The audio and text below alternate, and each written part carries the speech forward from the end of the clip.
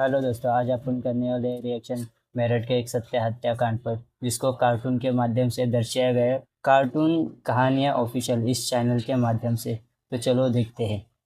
मेरठ का एक खौफनाक हत्याकांड, प्यार, धोखा और अंधविश्वास की सच्ची कहानी। मेरठ उत्तर प्रदेश में 2025 में हुआ एक ऐसा हत्याकांड जिसने पूरे भारत को हिलाकर रख दिया। ये कहानी प्रेम, विश्वासघात और अंधविश्वास के खतरनाक जाल में फंसे कुछ लोगों की है, जिसने एक निर्दोष व्यक्ति की जान ले ली। इस केस में प्रेमिका ने अपने प्रेमी के साथ मिलकर अपने पति को मौत के घाट उतार दिया और उसके शव को 15 टुकड़ों में काटकर एक ड्रम में भर दिया और उसके अंदर सीमेंट डाल दिया। मगर चलिए इस कहानी को शुरुआत से देखें।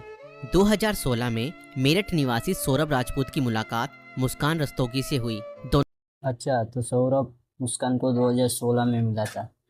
ओके, आगे देखते हैं। दोनों के बीच प्रेम हुआ और कुछ सालों बाद उन्होंने शादी कर ली। लेकिन यह शादी सौरभ के परिवार को पसंद नहीं आई, क्योंकि मुस्कान एक अलग जाति से थी। इसके बावजूद दोनों ने अपने रिश्ते को मजबूत बनाए रखा।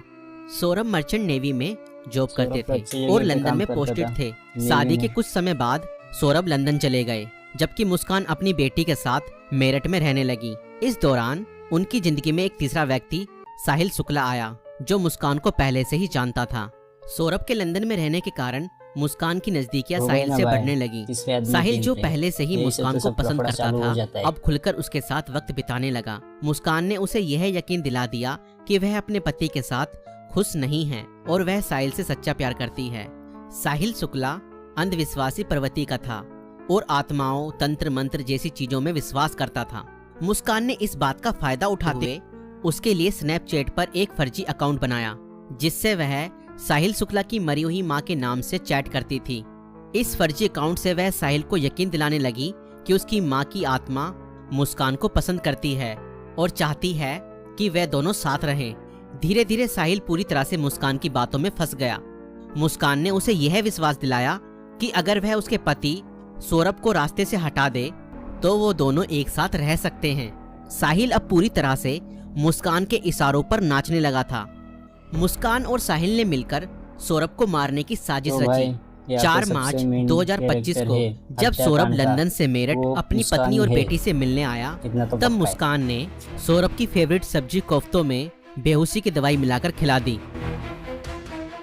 और जहाँ तक कि साहिल की बात, वो तो अनुभव था, वो तो तंत्र मंत्र पे यकीन करने वाला आदमी था। तो और जब सौरभ बेहोशी की हालत में बिस्तर पर पड़ा था, तब मुस्कान ने अपने दोस्त साहिल को बुला लिया और रसोई में जाकर वो बड़ा और धारदार चाकू ले आई, जो मुस्कान और साहिल ने पहले से ही प्लानिंग करके खरीदे हुए थे।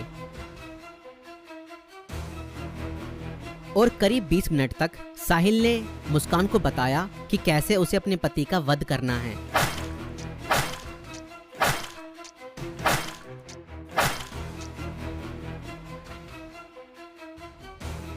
और फिर उसके बाद मुस्कान और साहिल ने सोते हुए सौरभ पर हमला किया और उसके हृदय पर 3 बार वार किए। अंधभक्त कैसे हो सकता है, जो फेक अकाउंट के भरोसे पे इतना बड़ा सच मान जाए और इतना बड़ा कांड कर बेटा।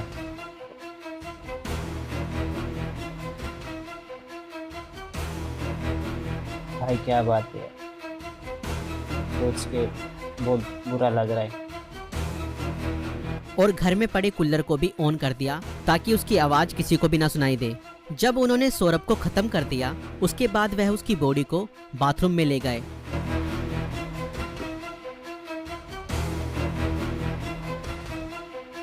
और उसके शरीर को 15 टुकड़ों में बांट दिया।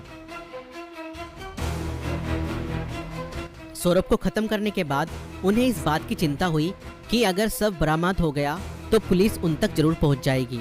इसलिए उन्होंने सबको ठिकाने लगाने की योजना बनाई और मुस्कान बाजार जाकर एक प्लास्टिक का ड्रम खरीद लाई।